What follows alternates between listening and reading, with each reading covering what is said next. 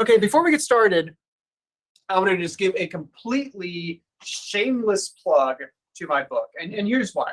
So this is a book on automotive radar for the self-driving car industry. And I wrote this to basically, well, let me just back up for a second.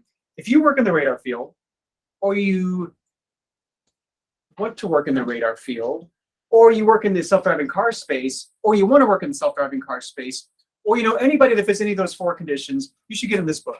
Because the reason we wrote it, the reason we did this project was to basically allow people, give them the smarts, give them the insight, give them the testing that I've done as the head of radar at Waymo, give them all of that so they can make better sensors so we can build safer self-driving cars. That's the reason we did this project. We had a lot of data, and I've fortunately been blessed to have like really great connections across the world to be able to pull together the best group of people to write this book.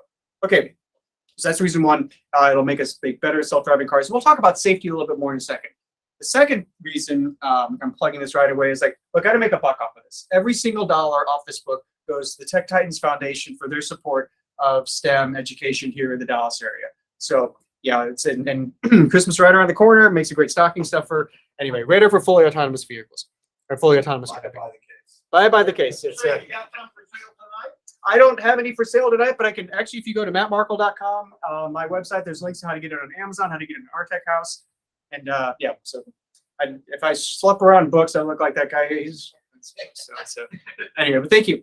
Okay, so this is the way driving's been pitched to us for decades, right? It's the beautiful open space. It's this convertible. It's your friends there. It's the top down. It's a gorgeous day. There's no traffic. I think this is from LA or from California someday where there was no traffic. There's no traffic there, and this is what we've been sold for decades on driving. And sometimes it is like that. But most of the time, it's something like this. And what we have to do is we'd like to be, we're in the car with somebody, we like to be talking with them. Or if we're by myself, we'd like to be thinking, about what we're going to be doing later, or thinking big thoughts or complex thoughts, or thinking about nothing at all, or thinking about inconsequential thoughts, or whatever. We just can't do it because we have to be driving. And we're trying to address that. We're trying to basically find ways to give you that lifestyle back, that time that you spend driving in the car. Dave Barry said that all of us, regardless of race, religion, age, or gender, deep down believe that we're above average drivers. But we're not, right? What happens is we lose over 42,000 people, almost 43,000 people on the road every year in the United States. This is from the last year that we had full year data on, 2021. That number, by the way, is within a couple hundred of the number that we lose due to breast cancer. So we do all these things for breast cancer. Susan G. Komen, October, all these things, and we should. It's a horrible disease that takes people far too early. But we just sort of accept that we have to accept people dying on the road, like, car accident. You read about it in the newspaper. And we don't have to, because 94% of these crashes, according to NHTSA's numbers, 94% of these crashes are caused by human error. There has to be a better way. There has to be a better way for us to do this. So I spent about 27 years in defense. I've worked for a variety of companies, worked for the Air Force Research Lab and their Special Programs Division. A lot of cool things in defense. And then I left that to go to Waymo, which is the Google self-driving car company in tech up in Silicon Valley. But I still kept in great contact with the folks in defense. I came back and did some keynote speeches and so forth for them. And they, you can sit right here if you want, even if you're from, I'm not sitting there, I'm up here yakking on. So, and they would always come back to me and they say, hey, tell me about what's different in tech and versus the defense industry, because the defense industry is enamored with Silicon Valley. It's like, we got to do the Silicon Valley way. That's the way we're going to make things better. That's Silicon Valley. So they always ask me, hey, what's it like since you actually work in that? And there are some differences, and I'll talk about those if we have time at the end, or we can see me at the bar or whatever. But the main thing that was the same between defense and the same and the tech industry, especially at least those working in the self-driving car space. The reason this is exactly the same is the passion that we have working in defense to protect our nation, to protect our way of life, protect all those around us. Many of us had friends that were warfighters, to protect them as well. That passion is no less or no more and the passion we have in the self-driving car space to take a big bite out of this number. Okay, so that's what we're here for. So it has to be a better way. We have to be able to get that number down. Okay, so just a little bit of education here. Who's heard of the autonomy levels before? Some people. Okay, as a refresher, the Society of Automotive Engineers came up with these autonomy levels to kind of describe things, to put a little bit of a taxonomy there. So the level 0 means there's no autonomy at all. Nobody does anything for you. Level 1 and level 2 means basically 1 or 2 ways to aid the driver. Okay, so it could be like cruise control or lane keeping, or level 2 could be cruise control and lane keeping. Level 5 is this concept of a unicorn, basically, which is, it's a car that can drive itself at all situations, at all times, and anything it's never seen before anywhere in the world. And I can't even do that. So that's why I say level 5 is unicorn. Level 4 is really what we're going after, because it's like within some sort of reasonable constraints, which could be weather constraints, operational design domain constraints. They could be certain roads we can go on, whatever. That the car can drive itself, and if the car has an issue, the human does not have to take over in any sort of timely fashion. That the car can get itself to a safe state, what we call an MRC, a minimal risk condition. Okay, so at level 4, this is what we're shooting after. Unicorn, what we're shooting after. And then these are basically driver assistants. They help you drive, but you're still driving and you're still responsible. Now let me talk about some exciting. Oh, the popcorn over here, fantastic. So the put it here.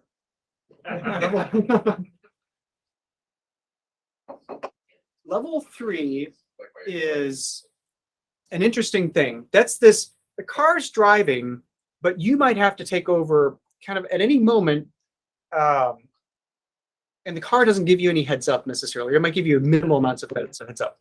That's kind of like what's in some of the systems that are available today. Not going to say names, so forth. But do you want to ask your question now, or do you want to move? I just asked, where are we today? Before level, are we at 3? So let me come back to that. Okay. But great question. 100% great question.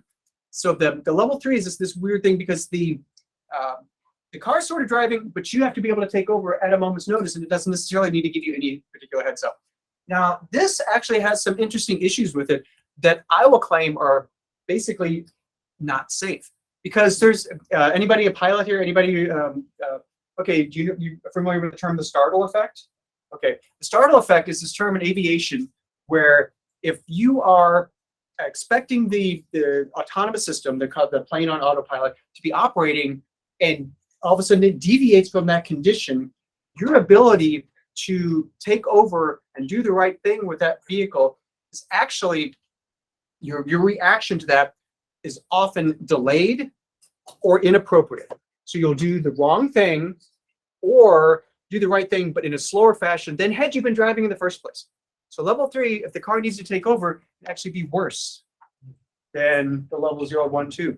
Because 0, 1, 2, you're driving, you're just paying attention. Level 3 can be difficult. Level 4, what we're looking for. Level 5 is the unicorn. Okay, so when I talk to universities some as well, and when I talk about this, I talk about all the great engineering opportunities that there are in the self-driving space. These are a variety of different vehicles. The Waymo, Cruise, Neuro, this is a Neuro test platform. I think it might be Apple. So a series of different ones on there. And you look at all the different sensing suites and compute topologies and so forth that are on there. Really fantastic things. And these tend to inspire college kids to go into the autonomy industry.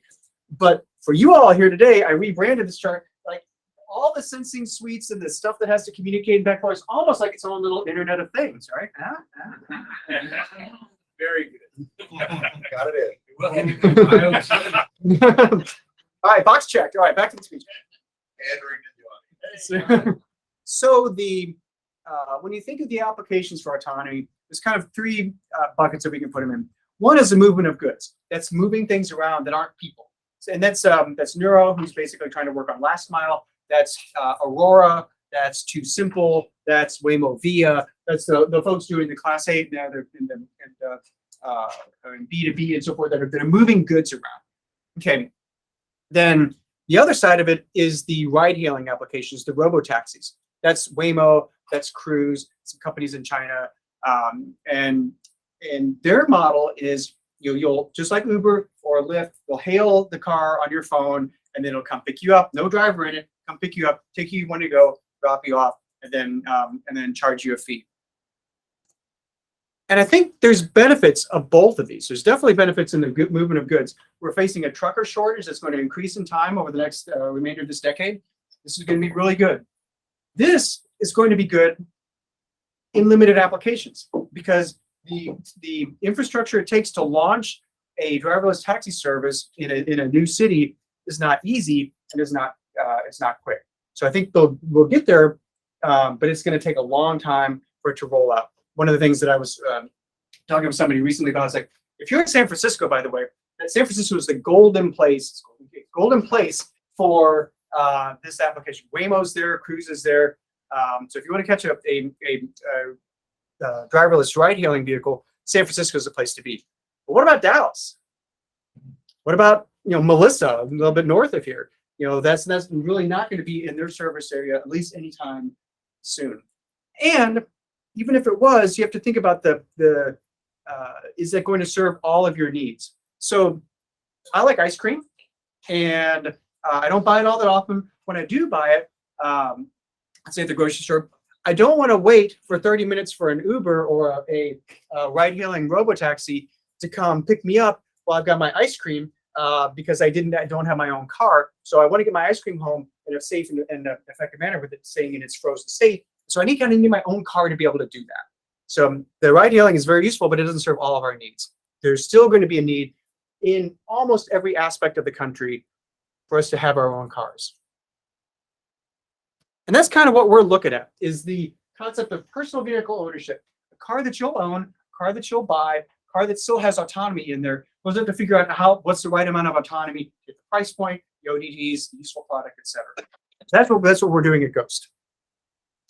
Okay, so some of the challenges, obviously we want to make it safe. We want to convince ourselves that it's safe. We want to convince others that it's safe. So making it safe, there's a lot of things that go into this software, all the functional safety aspects, the FUSA aspects, aspects of the design. Then there's the convincing ourselves it's safe. One of the things that I talked about was the 43,000 lives that are lost every year. And we all agree that number's too big. However, that's divided by almost a little over 3 trillion miles per year. So it's really, we have a one fatality about every 85 million miles. So when we're looking at safety, especially in terms of the fatality aspects, we're way in the tails of the distribution. So how do we test that? We clearly can't drive 84 million miles at every software rev that comes out. So we have to find ways that we can use simulations, other tools, data analytics, and so forth to be able to get confidence in this, because we need to convince ourselves it's safe before we can convince someone else. Can get confidence in that so we can release that product. Convincing others is safe is very much a regulatory thing. And then there's some of the other business aspects that we have to make it cost effective, and we have to make it a usable product, right? This to be a good price point, but also be able to something that serves a useful need. You can't be like, oh, or you can only use this in this one little stretch of town. It has to be something that's broadly applicable. Okay, I've got a groovy movie here that I like to play that I made myself. Let's see if this works. Okay, so I don't know if the sound comes up, and with the Google Meeting, this is a little bit about our car. What you saw there was the display. This is really exciting. So that's the display that's going to show up in a Ghost vehicle. It shows you when you're in the area where we can drive and when you're not. When you're driving, there's no bunch of switches to engage and so forth. You simply let go of the steering wheel and let off the gas, and it knows that it wants it to drive. It just takes over. This is a little bit of a technical display, and I apologize. This is really slow. It's great on the screen. It's really slow there. That was a picture of one of the key technologies that we have, which is using stereo vision to calculate distance of vehicles in front of us. We have a whole radar system as well. That's what me and my division are building. But this concept of using stereo to range on things as well is a great way to add redundancy to the system. A great way to add a really awesome capability as well. And the way that we're doing it with some really advanced neural networks to aid the stereo disparity map. That's one of the key technologies that we're bringing to the table. Okay. So let's talk a little bit about business and the. How am I doing on time? Oh, I got plenty of time. I'm gonna have lots of time for questions. As much time as you want. Okay. Actually, we're kind of getting near the end of this, so but I was pre-warned. There's lots of questions, so that's good. So we talked before about the autonomy levels, right? We're all experts at that now. This is the level 2 plus systems, and so forth. These are over here. This is what the Continentals and the Bosches and some of the OEMs themselves are investing in. Those are things that make driving better, make it easier for the driver to do things, right? They help the driver out. They're pretty much dominated by cost because these are things that you don't really have an option on. Some of them are regulated, but you really have to be at the price point that's going to allow you to get market penetration with that. So they're not driven by performance, driven primarily by cost. Because really, at the end of the day, you're still driving. You have to be the one who drives, and the burden of all responsibility is on you. Then there's the robotaxis over here. And this is, again, the Waymos, the Cruises, the well, not so much the Argos anymore, sorry. And the Auroras and Two Simples and so forth. That's what they're doing over there. Very great, very complicated systems, very, very much designed for full L4 plus a variety of ODDs, operational design domains, but at a pretty significant price point. And then there's this sort of like weird thing in the middle that not many people are working on. Some people are doing it like at the L3, the level 3 level, the like Tesla and so forth. You've probably seen that. Tesla says they're one thing, but if you read the fine print, it's like, no, you're responsible. You got to be able to take over at all times. And a handful of others, and us. That's where we really believe our benefit to the marketplace, but benefit to society is like we're going to nail this ability to develop the capability for L4 driving in a vehicle that you'll own. The way we're going to do that, these got some goofy bills in there. The way we're going to do that is we're kind of split it up a little bit. Well, so like you've ever been on a road trip with someone and you kind of say, okay, well, you drive for a while and I'll drive for a while. Everybody's kind of done that at some point. Okay, so that's what we're going to do. So we're going to go on a road trip with you, and you're going to drive for a while, and we're going to drive for a while. So you're going to drive in your garage and on kind of the real sketchy areas and the goofy things where it's pretty slow anyway. But there's weird stuff that may pop up, like you're in the downtown San Francisco and a trash truck is backing up, and it's Halloween, and there's a kid in a pumpkin costume and Santa Claus. So you're going to take over on that because the price point to get all the sensing modalities for that probably is more than you'll want to pay.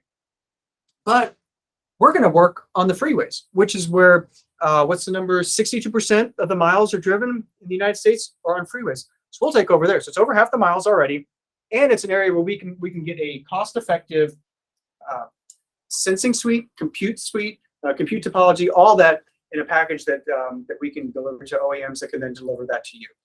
Now you might say, like, well, why can't these guys do it? Well, remember, these guys are level 2 guys. They're really driven on by cost, so they don't have the long range sensing necessarily because again, their humans will take over, and they really don't. They try to alert humans that you might be crashing into something, but rarely do they actually take action on that. So how many times you've been going up on something, like all of a sudden the light beeps on because you're about to hit something. It doesn't really actually stop you. It just lets you know, like, dude, pay attention. So they're not really set up from the performance standpoint to deliver level 4 capabilities. And I say, well, the robotaxi guys are already doing level 4 and in even more complex areas than this. So why can't they do it? Well, yeah, they definitely can. But the price point on this, the sensing stack, the compute stack, if you look at the trunk of a lot of these cars, it's like, wow, that's like, is this a server farm of computers that are back there that they need to process all the data? There's multiple sensors on there, lasers. Waymo has 5 spinning lasers on there. Reliability things that we need to deal with as well. Cruise has other sensors there. So it's not really designed to be at the price point or the maintainability that we can use in a consumer vehicle. That's where we come in. Cameras can be produced cheaply using a lot of cell phone advances in the cell phone industry. Radars that my division's designing, computers leveraging a lot of capabilities. As computers continue to advance, we're not investing in our own silicon on things. We're leveraging what others are spending lots and lots of money on to make something that we can get affordably and deliver affordably. Are you going to talk about how big that section of the market is? Let me ask me that when the questions comes. So which will be right kind of like right after this is the last slide. So you can actually that's the question on that. So so the last slide, other than the one that is like, hey, email me or follow me on LinkedIn or whatever, is kind of summary of like, why are we doing this? Why are we here? Oh, I guess we're here for like drinks and popcorn and stuff like that. But no, why are we here in the self-driving vehicle space? Safety. Number one, we want to take a big bite out of that 43,000 people that die every year on the roads. We need to do that. And the second thing is lifestyle. We all spend, I don't care who you are, all spend too much of the time driving that we would like to have back to do something else. California, there's very steep penalty where I'm from, very steep penalties on even touching your cell phone while you're driving. Here it's not so bad, but still, doing it. So you should, if you want to truly be able to answer that email and not be like, going up, we want to have that time back, or catch a little shut eye, or do meditation if you're into that, or have a really in detail conversation with someone, or you're paying attention to them as opposed to the road. So that's what we're trying to bring: safety and lifestyle. It's an interesting thing that you might say, like, well, we should be able to sell this just on the safety aspect of it. People actually don't buy safety, right? I would bet that 50% of the cars on the road today would not have seatbelts if it weren't mandated. So you can't make the case on safety. People rarely spend money on things they need. You call it scarcity mindset or whatever, but they won't spend money even on things that are good deals for them and they need. But they will spend money on things that they want. And this is something that I want, everybody would really want to have. So that's why we're doing it. We're giving them the benefit of the lifestyle so that we can get the safety in there. If people wouldn't pay it for the safety necessarily on their own. Okay, so that's it for my canned talk. And at this point I'll take questions. I think let's see. So you had one about where are we? You had one on I think TAM and so forth. And okay, so let's unmute you, and then we'll come back to okay. Then Tom, and then okay. So where are we now? It depends on where in that where are we in the space? It's interesting. I was on a panel at UT Dallas recently. Their TX ACE, their Analog Center of Excellence. The panel was called "When Will My Car Drive Me to Work?" And this is a long story to basically avoid the question. No, it's a long story to kind of tee up what the complexity in your question. And the first gentleman that got up was from Waymo, the place I used to work. He's like, "When will my car drive you to work?" "Today, it's done, yay!" As long as you're in this one section of San Francisco, or you're in this little section of Phoenix or San Francisco in the early rider program. So that's so their answer is like, "We're done." Caveat: if you're in the little area, in the few areas that we operate. Then the next gentleman that got up, he was a radar guy from TI. He's actually the guy I've known for a while. Really bright guy. But he was kind of answering it from the standpoint of like, when can radars drive a car by themselves? Which is actually really complicated. The radars and figuring out what the traffic light is, that's still an issue we're working on. I'm just kidding, that's not going to work. At least not at our frequencies. So he was answering like, well, to get radar to the level that we really need to have the resolution that we want and so forth, that's probably about 20 years away. And just from a radar only standpoint. The next gentleman that got up was from the Texas DOT, and he was talking about and he was pitching the concept of we want collaboration, right? We want these collaborative things like infrastructure and cars all working together harmoniously and so forth. He's like, and that's really the solution. All we need is to get FCC to buy in and the US DOT to buy in. I think Congress as well. And and every OEM to voluntarily buy into a series of moving target regulations and needs that are somehow homogenized across all of them. So that's all we need. And then his way of work, which I will say will likely occur on the 5th of November. So, or at least somewhere closer to that than it is today. So really, the answer is, it depends on which aspect of autonomy we're looking for. There are cases right now where there's L4 available, in certain areas with the robotaxis. There are many, many cases. Almost every one of us has at least a level 1 vehicle. I don't think anybody has a vehicle that predates cruise control. Probably so. Everybody's level 1.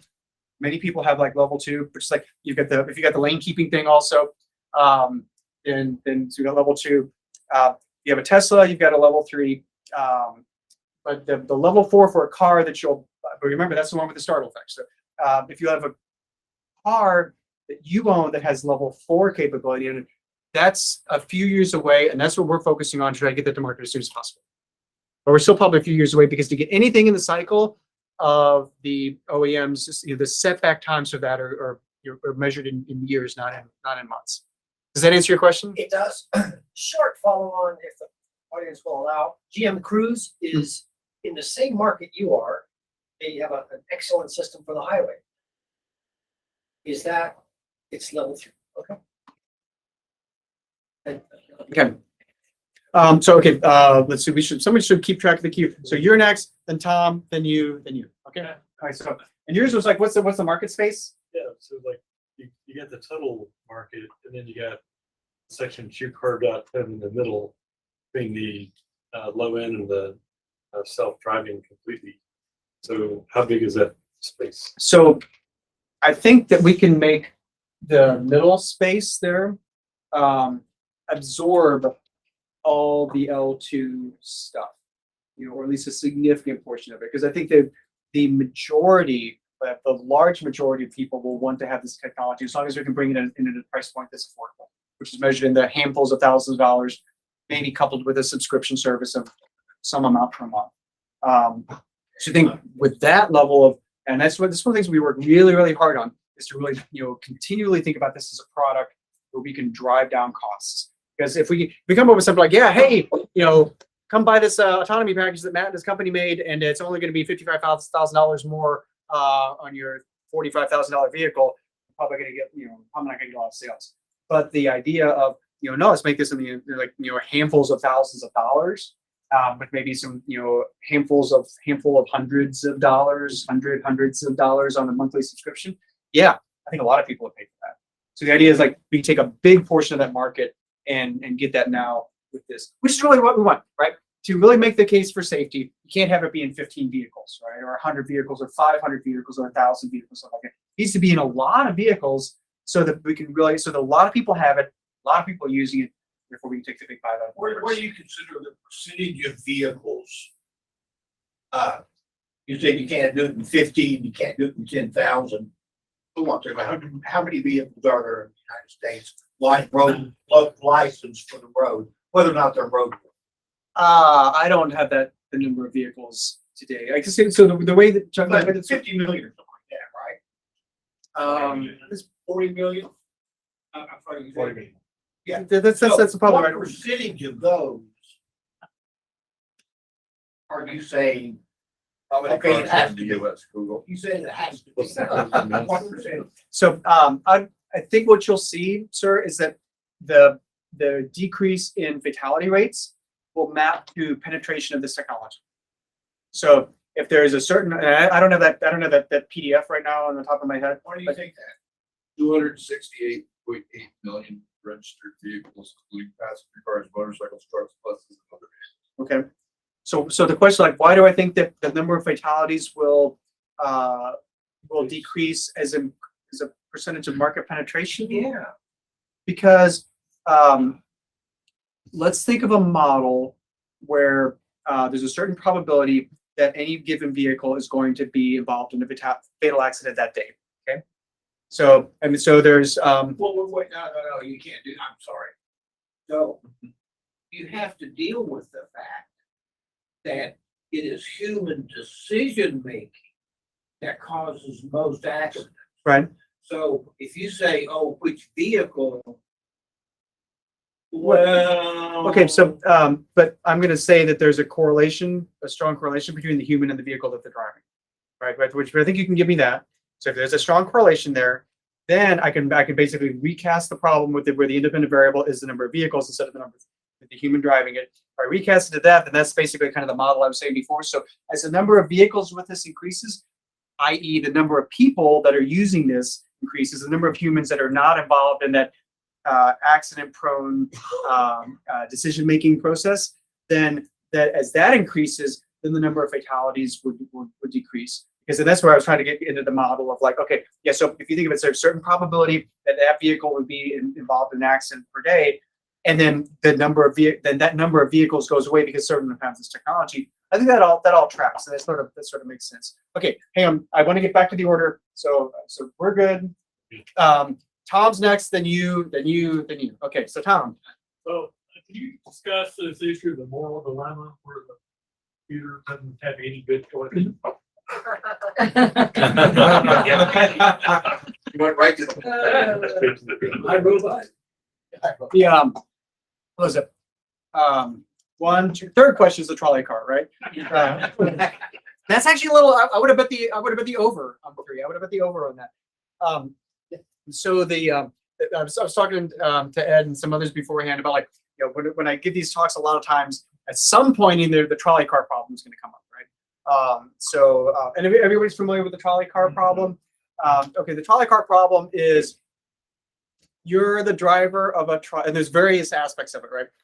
You're the driver of a trolley car, okay, and you're going along. You got a bunch of people on your trolley. And you're the driver, and then there's your brakes go out, and you're about to. This is kind of probably a bad trolley system that's designed like this. Your brakes are going to go out, and you're about to go down a hill and careen off over a cliff to certain death for you and all the people on board your trolley, unless you make a switch really quickly over to divert the trolley, because your steering somehow still works even though the brake works. Divert your trolley into this other street which has a person there on it that will most certainly die when you careen your trolley into them, because that's a trolley car problem. Do you push yourself, let fate take its role and just let yourself go over the cliff, or you take an active thing knowing that will cause the death of this one individual here, right?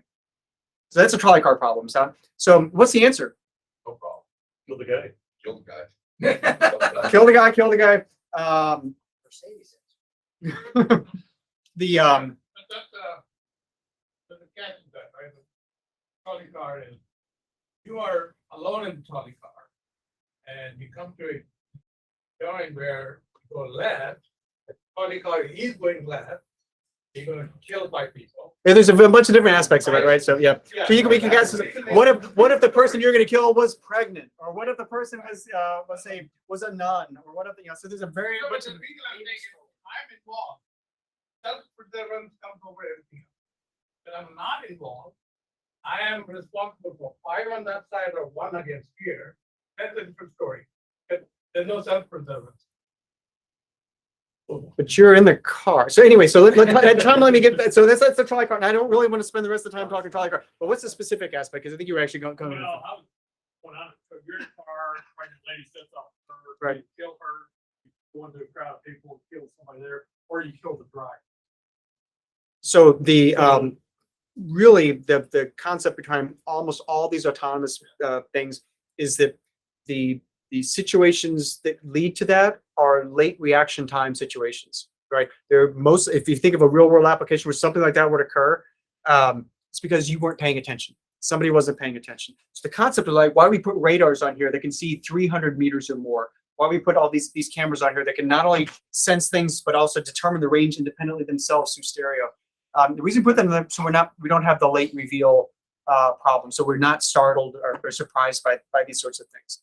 And that's really what we try to do, is we prevent those situations. And really, you can prevent a lot of things by slowing down, right? So if you see things that are sketchy, you can slow down. A, that if there is an accident, it minimizes the impact to anybody. But B, it gives you more time to react, or maybe them more time to clear out of the way as well. So decreasing speed is a huge benefit to dealing with those situations. At the end of the day, the vehicle is going to try to protect the passengers inside of that, because that's the one thing that we can be sure of. All the other actors may do something different, right? But if you can keep yourself from crashing One of the things we talk about is an attribute of our systems, like universal crash avoidance. Is you can do that, you'll keep everybody inside the side safe. So that's it. But really, the idea is not getting that. Instead of getting into that Kobayashi Maru situation, what you do is you sense things earlier. By sensing things earlier, then it gives you time to react, time to slow down, and so forth. So does that answer the question? It's the It does, but what I hear a lot of people talk about is like if the driver's driving, it's a traffic accident, but the computer's making decisions so that there's lawsuits abound, and it's got to route through the court. Sorry, there's lots of you trying to talk.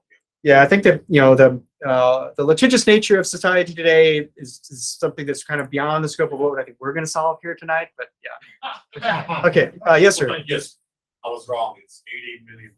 Unicorns, the one. Okay. I have two questions. Questions. Number one is a couple of days back, journal. It said that investors are losing patience with the promises that have been made by the autonomous vehicle industry.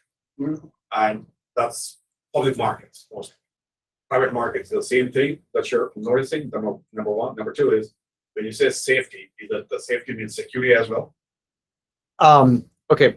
So let's do them in reverse order. Yeah. When I said safety, I meant safety. Security is a huge other thing that's extremely important.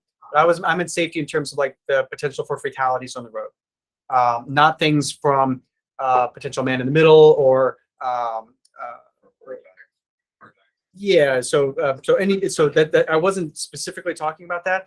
I will say from my experience, that's something that all the AV companies are looking at. They have their own different ways and their own different approaches and so forth, how to do that. But everybody's got, they've got a concept, plan, roadmap, et cetera, for the security aspect. I can't talk about the different ones on that, but so that's security. Safety was what I was talking about, saving lives on the road. So now the public losing faith in the autonomy industry. I mean, I don't know what's going on with that. Google's only been at it since 2009. What the heck? It's right around the corner, right? So I can see that, and I think you can see. I think that's not. There's an article that came out, and I apologize, I forget the publication it was in. It talks about a lot of the kind of the legacy players in this are approaching things a certain way. There's a handful of newer players in the market, so we're only a few years old, right? We were actually, the company's 5 years old. We've been really dedicated on this mission for, and all in on it for just a relatively short amount of time. The ways that we're approaching it, I think, when we're hardly out there, and I think our website, in its new form is only like 5 months old, something like that. So we're only now starting to really talk to people a lot. So I think that the concept of really the L4 for a car that you'll own is probably not something that people have been researching all that often. They've mostly been doing things like, if you remember, the robo-taxi markets. And yeah, that has been a long time. That's been 13 years. And I was reading an article recently that said like somewhere between 30 and 100 and 140 billion or something like that, depending on the estimates that have gone into the autonomy market. And still, we only have L4 capability in a handful of markets: Phoenix, San Francisco, and so forth. So it's natural to have some frustration in that. I think at the end of the day, the solution still exists, and public sentiment on investing is public sentiment on investing, and people will think what they want on that. The one thing I will say is people always react negatively to a broken promise or expectation, right? Negatively to a broken promise or expectation. And in like the 2017, 2018 timeframe, autonomy was ready to hit. Waymo just spun out.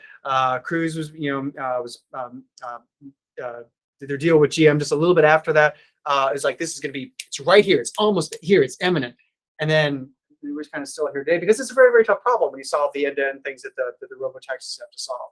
But what happens is, I think the public is like, well, kind of promises for a few years now, and they become disgruntled with that. I think that's a little bit of it as well.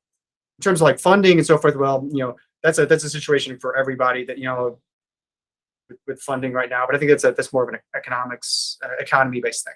Does that answer the question? Are the private markets still excited about the AV market? Venture capitalists or whatever. From my experience, the excitement is still there. The promise of the market penetration and the market, the total addressable market and the market cap for this is still very, very high. I can't talk any specifics or whatever on that, but that's it. Okay, so let's see. So you, I think you were someone in the back. Yes, you. Okay. Yeah, I'll ask a question. Okay. So my guess is that the evolution of level 4 car will actually be ushered in by electric cars. And I think that if you're gonna make an investment, you're not gonna invest in gas powered cars anymore. Which means that we're going to achieve the opportunity for level 4 cars in the not too distant future, because I think electric cars are well on their way. They'll probably ramp pretty rapidly, more rapidly than people thought. Having said that, will the infrastructure be there to keep up with that? My understanding is that you know, really good RF and low latency network make these things happen, or are you designing your systems to not rely on that level of networking, in the infrastructure? Okay. Let me repeat back what I think I heard. The last part of the question was related to networking infrastructure required to support the car's ability to drive autonomously, right? That's my understanding Okay. of listening. So that is 100% not true. At least that's at least the way that we're doing it. Because, and here's why. If you are relying upon some aspect of cooperation, you're going to send me some data, and I'm going to send you some data, and so forth, and we jointly together be safe. You're going to tell me when you're coming, and I'll know you're coming, so I can. Otherwise, I'm assuming you're not there because you didn't tell me.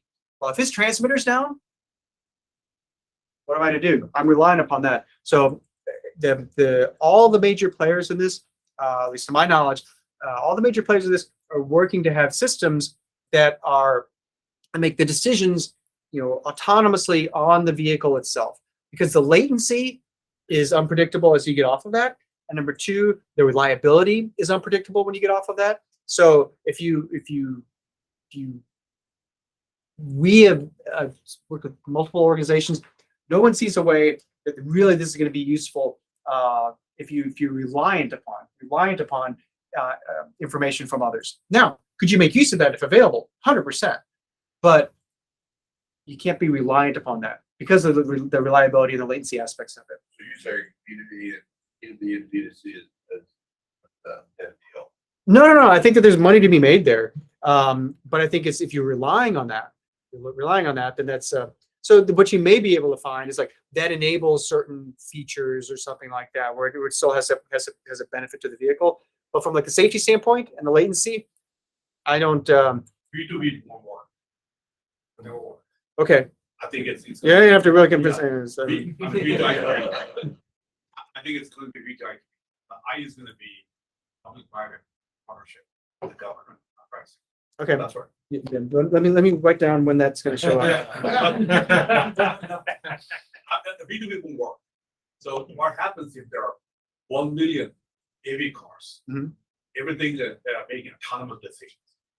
Okay, that means this car breaks down, it needs to let you know, and you have to let the other cars know Mhm. that you're going to be slowing down or whatever that may be. Latency is going to be a major issue. Right. In that case. Yeah, That means if B2I to B is the path. yeah, and even then, I think there's still. I don't know. I had a situation recently where like some of my I is internet, right? The internet. There was Infrastructure.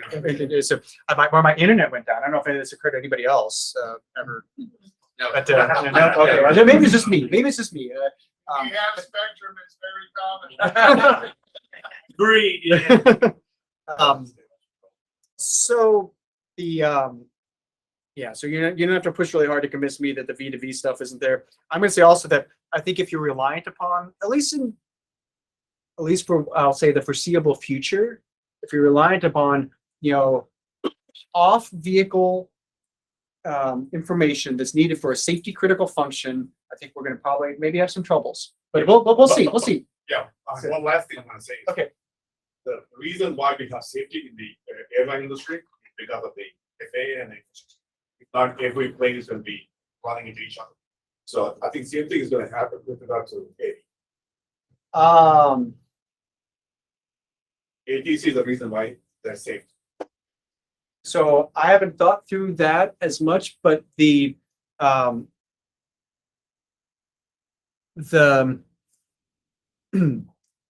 when we first kind of rolled out a nationwide capability for aviation in the United States, the sensing technologies on the two things. So I'm kind of freewheeling off the cuff here, just to think about this for a second. Number one, the capability is to put a whole sensing suite on all the aircraft for all the collision avoidance, as well as navigation through cuff things and so forth, and basically all the kind of like the sensing suites go in like an autonomous vehicle. I think that was really there. So we looked at all at other types of solutions, which are like, we'll centralize that through things like, and the other things like, when the planes are in the air, it's pretty much big sky, and you can find ways to deconflict and so forth, and then collision avoidance and so forth makes a lot of sense. But when you got everybody coming in, we need to manage that in a time efficient manner. So the infrastructure that they put in was the equivalent of the traffic lights and the one-ways and the streets, and you go this way on the right side and you go this way on the left. That's the kind of the infrastructure that was put in for the aviation industry. It's kind of the equivalent of what we kind of have now, with like traffic lights and roads go this way and so forth. It wasn't like a lot of here's high-speed data because someone with a shopping cart might jump out in front of you. So it'd be interesting to talk more about this offline. I haven't thought about the comparison, but I think that the infrastructure for driving, It really gets to, though, it goes back to your other question about the types of drivers. It gets back to, in order to really make it safe, you gotta get more and more vehicles on it, right? So if that can also help push it too, even some rules, some governors on vehicles that aren't autonomous, just to slow their speed down to help make things easier. So there's other things like that would be harder, but if you do them, that would make it potentially, I'll say potentially. So let's see. I lost track of where we were. I think you're over here. Okay. Speak up. So why don't we? Okay, but so raise your hand if you have a question.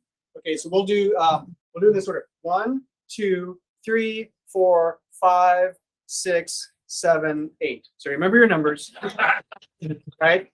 Okay. So who was 1? You were 1, right? Okay. So, if there's in urban highways, you see what's kind of the slinky effect. Traffic slows down in Allen, and it gets really slow up in McKinney by the time everybody brakes. So one end of the spectrum is that, where everything's human. The other end is if you had a perfectly functioning V2V or V2R road, then everybody can sedately goes along and everybody goes the exact same speed, and you never have a slinky because it works perfectly. And I agree with everything you said about that not working. Where does what Ghost is doing fall in terms of congestion management or mitigation between those two extremes? So it's a great question. The congestion mitigation is a byproduct of the technologies that we're creating. And here's why. But it's not the primary goal. It's a byproduct. So the idea is like, why do you get that snaking event? Someone, it's my understanding of it. And I lived in Los Angeles for 7 years, and I saw it maybe once or twice a day every time I go.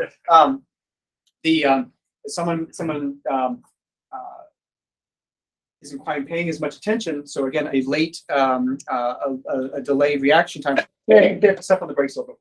They step on the brakes, and somebody steps on the brakes behind them because they're probably going a little too close, and then they have to brake, and then that's what causes the ripple in the first place.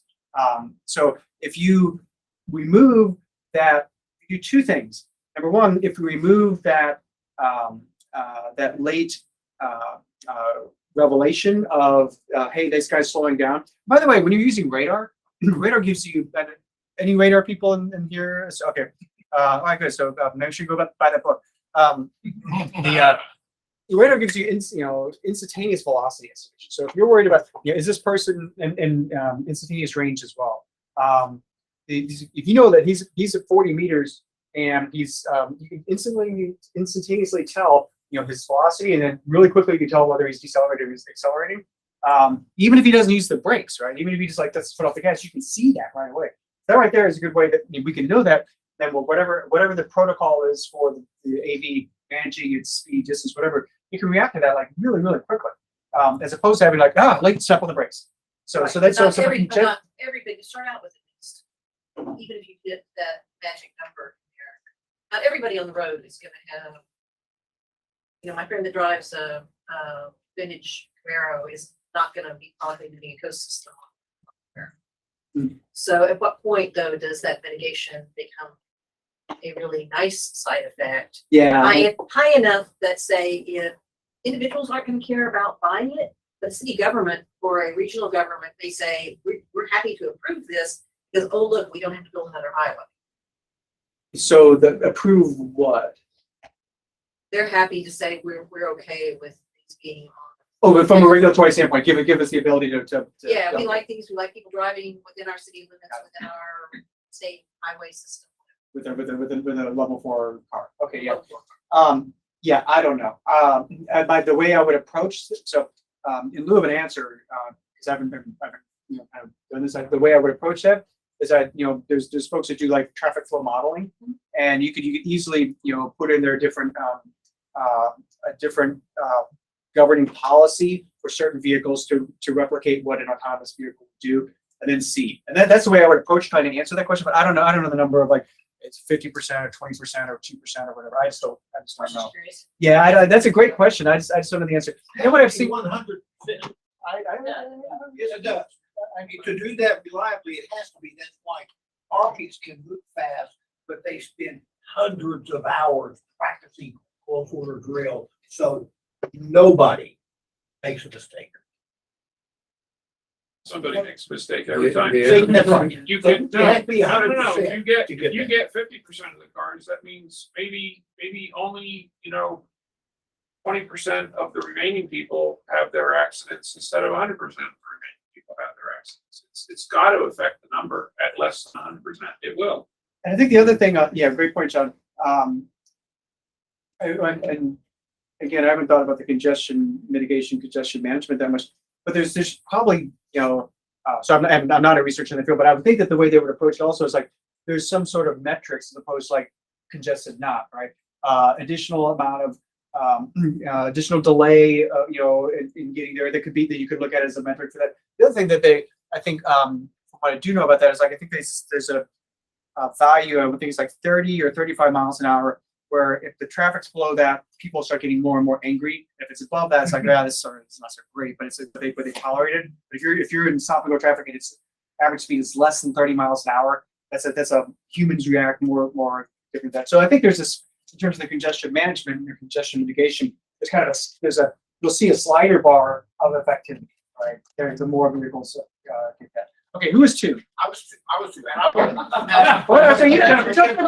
Okay, so look, you're a radar guy. We're talking all sorts of philosophical civil engineering things. I was interested to know, so I'm thinking about going to buy a radar system myself, and I intend to pay $5 for it. Okay. Okay, so, and it's a lousy radar system, but it works, Okay. right? It's $5. Right.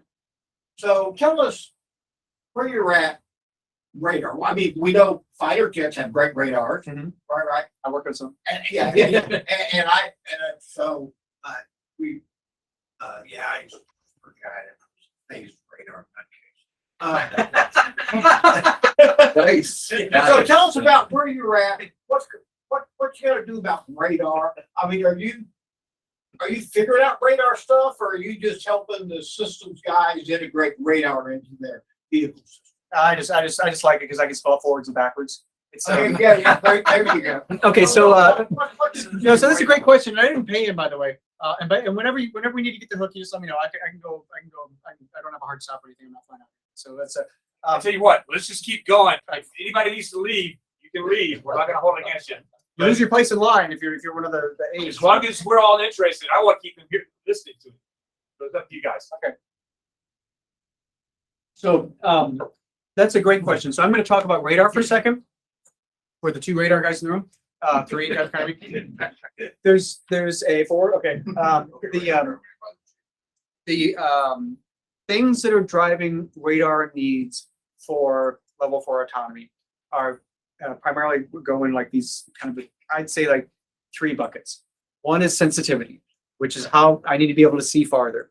And in the book, not to keep plugging the book, but the book, great chapter on the weather effects on radar. It's at the 77 gigahertz band that we're operating at. It talks about radar being affected by weather in a variety of different ways on the radome itself. When you get rain sheeting on the radome, in the atmosphere, we all talk about atmospheric attenuation and backscatter from that, and then effects on the target itself.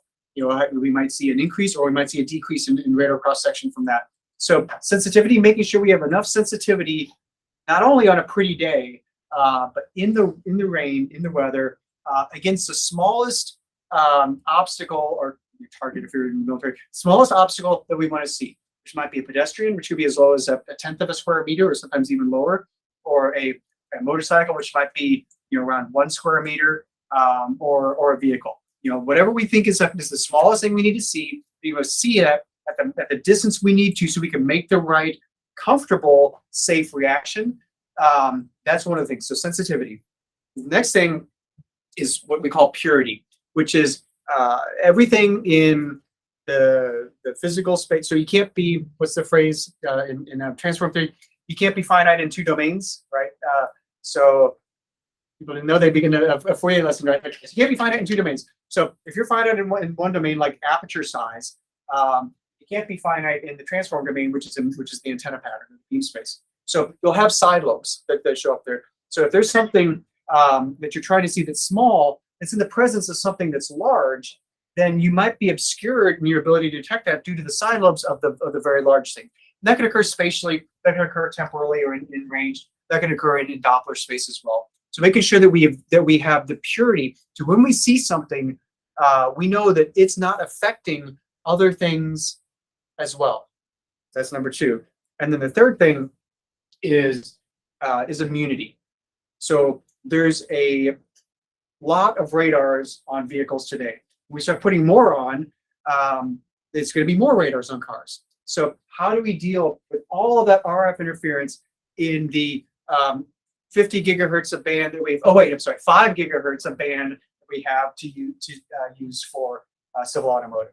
So how do we deal with that? How do we deal with the fact that there's all these other equivalent jammers out there getting in the way of us trying to see this one pedestrian who's a tenth of a square meter at 100 meters or whatever the number is in the rain? So how do we deal with all that? So those to me are the driving things that affect radar technology today. That's what we're working on, definitely. Those are the things that drive a lot of the people that are working advanced things in the radar space. But that's what the key focus of what we're doing: sensitivity, purity, and immunity. Does that answer your question? Yeah, well, no, come back and talk for an hour on that. Okay. So who is 3? Okay. Just from the technology side, where are we right now? Like, I have heard a lot of farm equipments and mining big machineries operating in private land. Doesn't have the model and all those extra stuff. Where are we at that level? So I'm Just only the technology side. Are we at a 4 order? So I'm probably not the best one to answer that. I'm not working in those adjacent spaces because I guess by definition they're kind of adjacent to what I'm working on. But what I will say is that in many situations you can craft a level 4 type solution by constraining the operational design domain, right? Just like I said, like our way of constraining that operational design domain is to say like we're going to only operate on the freeways initially. So one thing that you do if you're in in a mining application or a farming application. So because you can constrain it, like, okay, well, we're only going to be in this area, and we've surveyed that area, so we know that there's not a road that goes through, or a bike path or something like that. So you can constrain the ODD, the operational design domain, and get to an effective solution that gives you the level of autonomy that you want in these adjacent markets. But where are they in terms of the implementation of that? I'm not really the best one to answer that. I'm sorry. So that's the rub, right? I mean, the problem with autonomous driving is humans, right? If we could only have autonomous vehicles on the road and limit the domain, everything would work great, right? All the equations would be solved. But in our world, anytime soon, you're going to have autonomous vehicles mixing with people like us that are driving, and the two just, you can't test it's an infinite number of test cases, and you can't solve the equation. I would say, okay, so I'd say I agree, but like the very last thing. So I agree that you can't just wait for all the autonomy to be there, right? For every vehicle to come out. Why can't you do that? Because people will be dying this next year and the year after that. If you wait for the 30 years or 20 years, every vehicle is autonomous. What's that? And somebody's gonna drive a Model T. And so, yeah, someone's gonna, so to replace all the vehicles out there, I was thinking we could do a little poll, like, what's the oldest vehicle we've got? Who's got a vehicle older than like older than 2000? Okay, 95, 90, Whoa. 85. What you got? Well, your hand went back up. What did you like? There's no no in this. So okay, so that's like 37 years. Lee, what do you got? What do you got? Lee, Okay. Tom, 1972 MGB. Okay. Is there anyone who got a car older than me? It's 56 Mercury, 61. Okay, both those are older than me. So yeah, so you want to get rid of that? So no. If you haven't got rid of it by now, come on, dude. You're gonna take that forever. So that's so I'd say that we can't. Yeah, crazy market, right? I bought this car, and this has more use. We can't wait everything to switch over, but we can make systems that are robust against not only human-driven but other autonomous vehicles as well. And that's what we're doing right now. All the level 4 players are working to be able to operate in a homogeneous world of a heterogeneous world of like cars where some are driven by other things. We don't need to know who the driver is, right? But we need to know if we're going to be impacting them. We need to know if they're going to turn in front of us. We need to know all the things that they're going to do, whether or not they're driven by a computer, partially driven by a human, or entirely driven by a human. And then the issue of like, how do we prove to ourselves? Well, that was in like the challenges thing I talked about earlier. Like, how do we convince ourselves? Tells the distribution. And so forth. So yeah, that's a really great point that we could dive into at some point on like how do we test? How do we make sure? And that goes actually, by the way, not only into the system, but how do we make sure if we're using neural networks? How do we make sure that we're sampling the space appropriately? Because as everyone knows, with a neural network, the training data dictates the quality, dictates the capabilities of the model that you're creating. So how do you appropriately sample? Is it a uniform? Is it a risk-based? All the different ways of sampling to create training data. How do you know that you've enumerated dimensionality correctly and so forth. So all that is important not only for the neural net side but for the system side as well. It's a tough problem, but that's being worked just like along with the car itself. Does that make sense? That answer your question? Okay. So who? But you remember who? So 1, 2, 3. Who's 4? You already. Oh, okay. Thank you, sir. Okay. Yes. Does the Ghost system need to have any infrastructure built in? I'm thinking of radio frequency, IHAGs, anything else. Know where it is, that sort of thing. How does it keep it? You said it was pretty autonomous. It doesn't need to talk to the satellites or anything. At the moment, my car is pretty state of the art, and if I thought she had a 1985. Aren't very wide, and the road's not very contrasty. Blake. So, okay, great question. So you're probably not talking about the 85 vehicle in terms of the new one. So it's a. Goodyear has less than one car, or more than one. Yeah, so they're really so. Yes. The one of the key attributes of our system is our ability to identify under a variety of conditions, the road markers, the lanes, and being able to do that on the vehicle itself, not relying on high definition maps, which go out of style.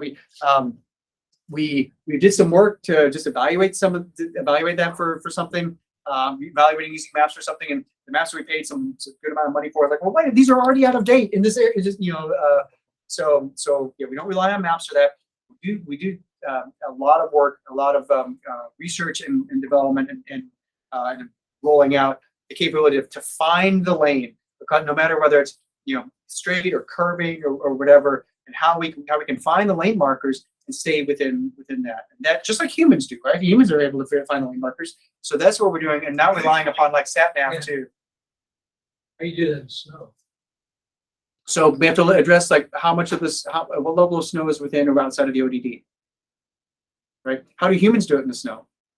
Badly. Point and go. So there may be other things that you use. So realistically, as we roll this out, the primary thing that we're going to be looking at is like, how do we get large capability, really good capability out there?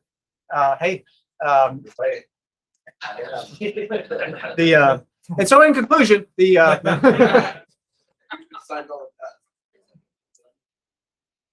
okay, so you give me number 9 from when we started counting. So how do we make sure that we have a usable product that can deal with usable ODDs? And some of the real edge cases will probably say like, hey, if you want to drive there, you drive. And then we'll keep adding those capabilities over time, software updates via the air, and be able to add more and more capability over time. That's kind of the model. Okay, that was 4 or 5. Who was 5? I'm 6, go ahead. Okay, I'll ask my question. Okay. So when you look at, autonomous vehicles, let's say, we are building an autonomous OS. That's pretty much what it's all developing into, right? Each car will have its own autonomous OS, just like I have a Android OS or iPhone OS. Let's say, that's what.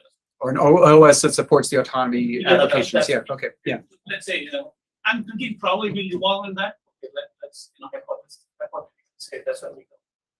Where are we in terms of, so the way I look at it is, radar sensing, is quite mature, right? I mean, and then cameras are quite mature enough to be able to, go to certain depth and stuff like that. Now, I think I look at the now, so because of maturity of data, I look at this more of a computing problem where I should be able to analyze video properly. I should be able to correlate it with the corresponding radar information, temperature, skill, and stuff like that. So where are we in terms of, let's say there is a company that develops a module which can analyze the radar information very well. There is another company which can do a video processing very well. So where are we in terms of having a common platform where I can get Ghost Autonomy, a module, a drive.ai, I can get another module and then build a autonomous vehicle. Is there any interoperability kind of a thing that's being discussed in this work? So that's is MOSA applicable to the AV space, right? Is that fair? Yeah, let's Okay. go for it.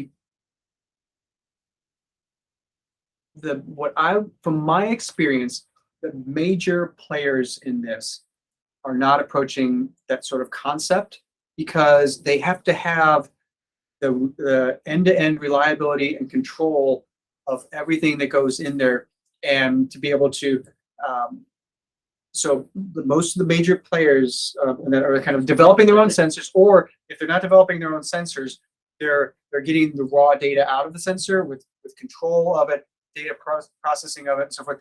There are others that are kind of like, especially like early on startups, and even those in the AV space kind of have done this to some degree sometimes.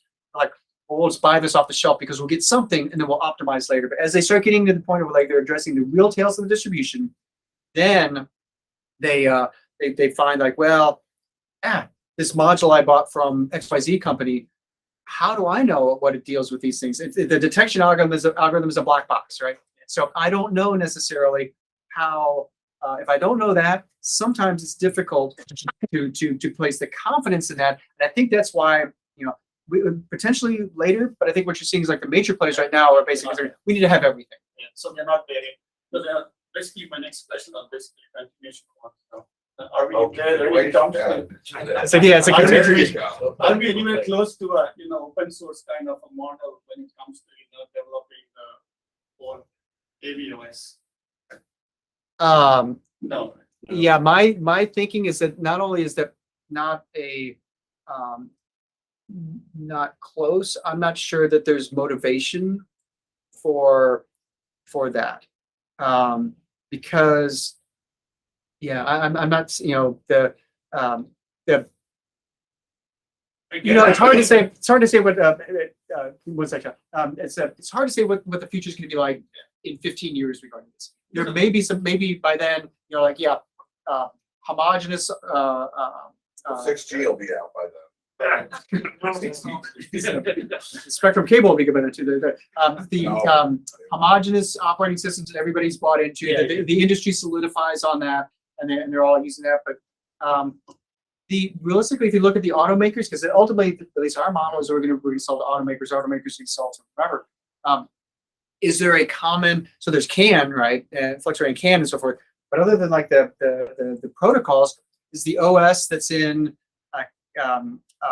Ford Fusion, the same OS that's in the Toyota Camry, the same Ford. So I think that even there in the automotive industry, we haven't got there yet. So.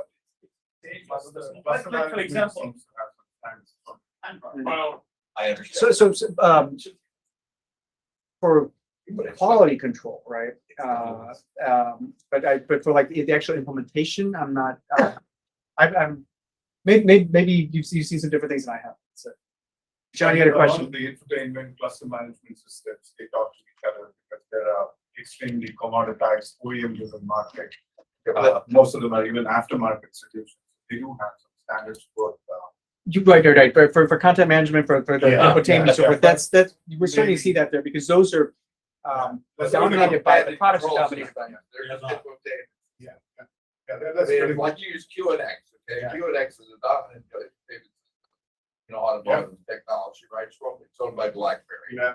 Right, so it is not running the community control system, the firmware. True. That actually fires the pistons. True, yeah. So would it be something like an IEEE, which will define standards for that? No. I I think that's another conversation. It's gonna happen.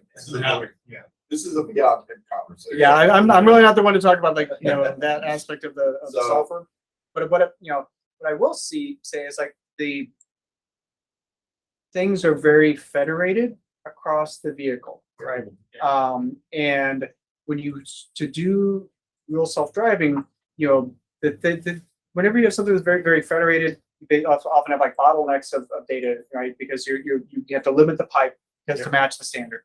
You limit the pipe, at some point you may be throwing away the data that you need to make a decision. So that's one of the things that kind of works against us on this. John, I think you were going to say something a while back. Is that? Well, I think it was Next. Well, it's related to this, but standards took over eventually in a lot of industries, and probably it will downstream take over when enough development has been done by all these competing interests to. Yeah, Okay, that was we my need- question. How far are we? Looks like we are nowhere close. The gold standard. So like it's mobile, right? You had TDS, CDMA, you had GSM, they all call us GSM. Yeah. They finally agreed after 30 years to do 3GPP. Okay, who was 5? I was Okay, who's five? Okay, who was You're on 6? 6. Okay. Okay, so finally. Okay. Now, this is a 17-part question. Okay. You're not gonna follow up. Get 3 other people to go. All right, now we're gonna be real simple here. 2 parts. 1, trucks make the most sense to do this. Okay, From which standpoint? from the fact that if you look predominantly saving lives, the most fatal percentage of accidents involve trucks. Okay, and number of trucks per load versus versus You that. So disagree? where are trucks on? Red, Right, right. violation of red light is highest penalty rate. So where, so is it, so, okay, before we just dive on to like some of the, Yeah. so the question is like, Interrupt. so the question is, where are we Where are on? we on trucks? Radars?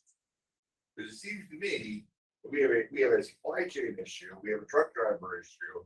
There are no vehicles on the road longer duty cycle than trucks, right? Where are we on putting radar system in trucks? Radar or level 4 autonomy? Level 4 autonomous. So I think that the best place to answer, so that's not the business model for Ghost.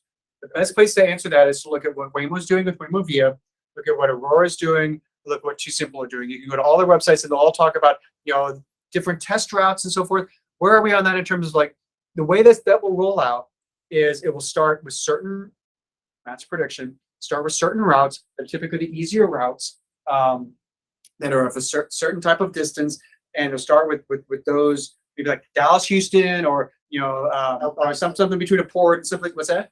Yeah, there are trials going. There are actually trials going on. Yeah, so there's a bunch of stuff that's already going on there, and we'll see, and those will then be developed so that they'll both expand on those routes and then add more complex ODDs to that as well.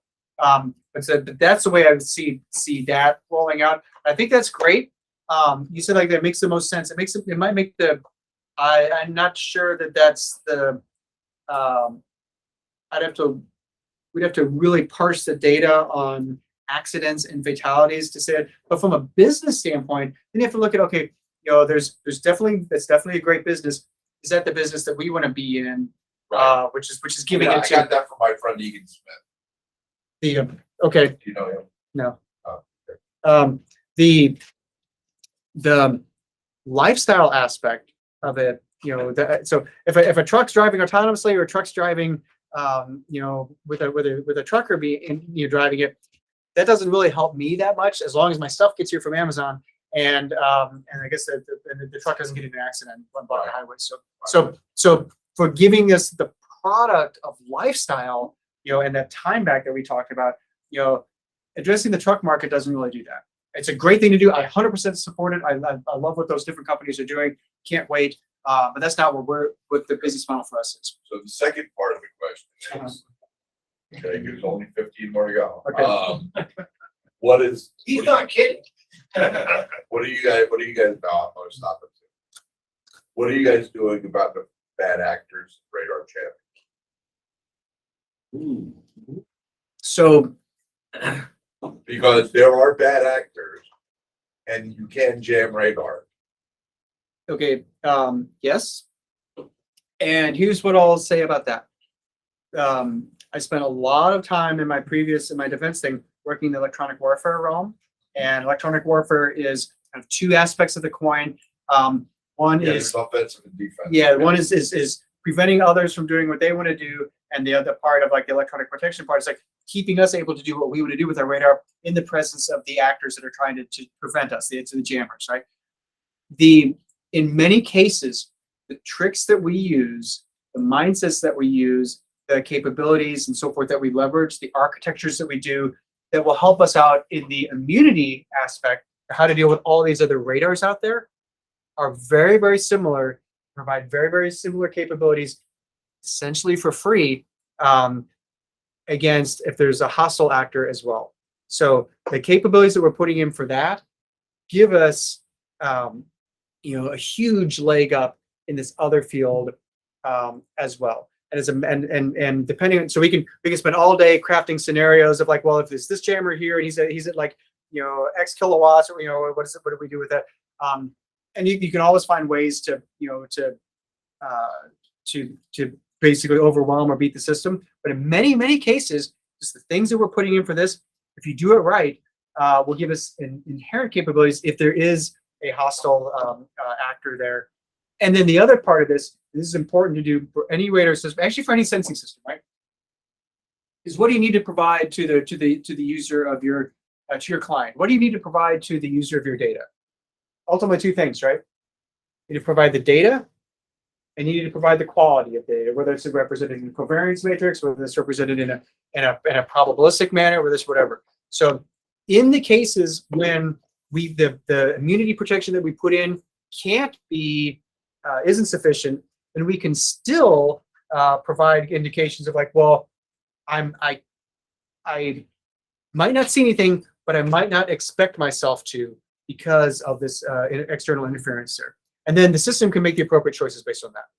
So, a great question.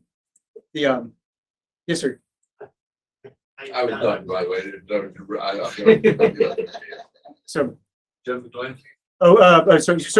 so you're next. So you can be. Was anybody 9 to be assigned 9? It was 6. 6. Okay, who's 7? Oh, you 7? Okay, all right. So then you're 8. I'm 7. You're 7. Okay. Okay. You Okay. want Well, to be the same 7? directions. I don't want to arbitrate a 7 discussion. You're like, well, why don't we start with you, Matthew? And then, Well, you're right. If the object of providing autonomous driving is to save lives, or to provide a better experience for the driver. Mhm. Now, I have the two-part question. Many years ago,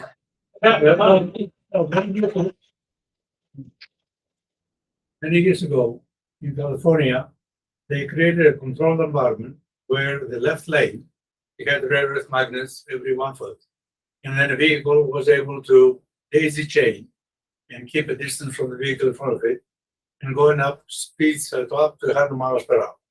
And when the driver wanted to take a nap or relax or do yoga, as you said in the previous slide, he can enter that lane, the controlled environment, and he was literally level 4 going at 100 miles an hour. When he wanted to disengage, said, I want to exit, vehicle spaced apart, accelerate, and then exit the lane. So whatever happened to that concept as far as providing a level 4 controlled environment versus a level 4 or level 3 uncontrolled environment, which is the freeways today. And if the object is to save lives, that controlled environment can save lives and provide both the facility of doing long distance travel, adaptive cruise control so you don't run into anybody else, and provide an excellent experience. Now, when I contradicted my colleague here that said, the highest amount of deaths is because of trucks, MIT did a study for red light traffic cameras or red light violation. That was the highest amount of fatalities in a city environment where people are trying to go through. Then MIT provided a computer model where it said, I can have 3 times the amount of vehicles going in any direction without a human interface and 0 fatalities. So you have controlled environment, uncontrolled environment. So what are we trying to solve? so If we try to solve, give a good experience and at the same time reduce fatalities, then I would say a controlled environment is the best way to go. I think that I absolutely can't argue with that if we are starting from scratch, right? But I don't. So I'm not familiar with the California thing. I don't know how long that was, but it's Long Beach, San Diego. okay. Months. So and is that still operational? Still operation. Okay. But it did not for public, even for testing. DARPA was involved in it and some other utilities. So so I think those kinds of concepts, if you have the clean slate, the tabula rasa to do that, make a whole lot of sense, right? Because you get to kind of re-architect everything. A lot of what we see in the autonomy industry, a lot of what we see in this is that we're trying to make something that we can introduce in to the way the world operates today without having to wait for a new world for us to join into. And that, so if we to build all that infrastructure in here, we just, we would be waiting for a long time if we try to do it here. And by the way, then you need all the cars to be retrofitted with this something too, right? Those need to take a special car for that. So we have to have the infrastructure for the lane and the cars do that. If you're starting from scratch, that makes perfect sense. But I think what we're trying to do and those that are working in this space today. So we're making something we can get out there relatively soon. If we wait on infrastructure for that, we'll be waiting probably a long time, because from the success of this experiment, which sounds fantastic, I would question, like, where is that today? Why aren't there all the other roads I think to today? your point, I think it's more than safety. I think when you say human experience, I think saving a life. When you're sitting in the car, to Matt's point, you're spending what, billions and billions of hours in the car. If you could save that, you could be educating yourself, you could be doing, as you said, yoga, or it could be whatever it is. I think it's like meditation. I don't know about the yoga in the car, but we'll give it a shot. There's gonna be other things happening in the car. Yeah. Let's keep it PG here. Yeah. Okay, so let's go with you, and then anyone else that has a question, how about you see me at the bar or something like that. You can trade, buy me drinks for your questions. How about that? Last question, Andrew. Okay, You said on the highway, yes, sir. your system would take over. You mean on the highway, like I'm on the Kansas Turnpike and there is nobody around me? Or do you mean I'm on rush hour, Dallas North Tollway, and I'm here with 100,000 other people? On the high-five. The parking lot, huh? Yeah, so the idea is it's the highway and all the conditions that come with the highway. So with stop and go traffic, we routinely test in the stop and go traffic that we experience in Silicon Valley and in Northern California daily. And it would be great if we weren't having to test in stop and go traffic in Northern California, because the stop and go traffic didn't exist every single day in Northern California, but it does. And so we kind of get it for free. But yeah, so at wide open spaces, and actually that's when you peel the onion back, that's a great point, because wide open spaces test sensitivity, right? If you're the next car or whatever is like 100 meters away or more, you have to be able to see far to make sure everything's all working. If the things are right close to you, you need to make sure that you can deal with the stop and go. So they all tax and all test different attributes and different aspects of the autonomous system. Okay. I think what you just said, I think the new version of Tesla's upgrade that we all got, I think, it's able to detect way far. I just want to say thank you. I appreciate your time and appreciate presenting. Absolutely. So thank you all so much. It's been a blast. Great.